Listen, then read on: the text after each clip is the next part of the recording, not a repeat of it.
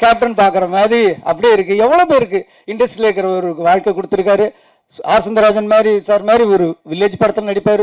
அந்த பக்கம் பார்த்தா ஆர்மியோட ஃபைட் பண்ணிட்டு இருப்பார். ஃபிலிம் இன்ஸ்டிடியூட்டோட இன்னும் அடையாறு ஃபிலிம் இன்ஸ்டியூட் அந்த டைமில் வந்து அவ்வளோ இன்னைக்கு இருக்குது விஸ்காம் அவ்வளோ இருக்குது. அன்னைக்கு டைமில் அடையார் ஃபிலிம் இன்ஸ்டியூட் வந்து உள்ளே வந்தது Abavanan sir, Chellumani sir, Udayakumar sir, அவ்வளோ பேர் இன்ஸ்டியூட்டில் அந்த டிஎஃப்டிலேருந்து வெளில வந்ததுக்கு எல்லாமே ஒரே காரணம் வந்து கேப்டன் அவர்கள் தான். இன்னைக்கு வந்து நடிகர் சங்கம் ஆகட்டும் எவ்வளோ பேர் உருவாக்கியிருக்காரு. அவர் வீட்டில இருந்து ஒரு பையன் வந்து நம்ம இண்டஸ்ட்ரிக்கு வந்திருக்காருன்னும் போது நம்ம வந்து 2 கையை விரிச்சு அவருடைய வாரி அணைச்சிக்கணும் அவரை. அது வந்து அவர் சொன்ன மாதிரி இது கேட்கறதுக்கு எனக்கு உரிமை இருக்குன்னு சொல்றாரு. என்ன செய்யறதுக்கு எங்களுக்கு கடமை இருக்குங்கிறது தான் உண்மை.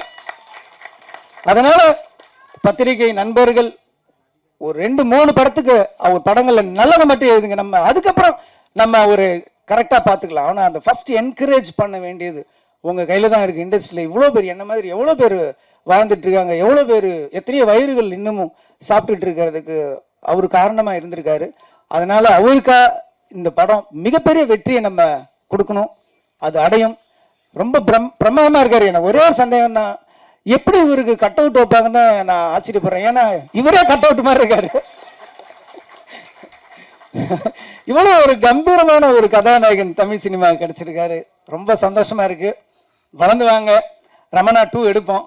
திருப்பியும் வந்து நம்ம கேப்டனை வந்து நம்ம காட்டுவோம். இந்த படம் ரொம்ப அற்புதமா இருக்கு.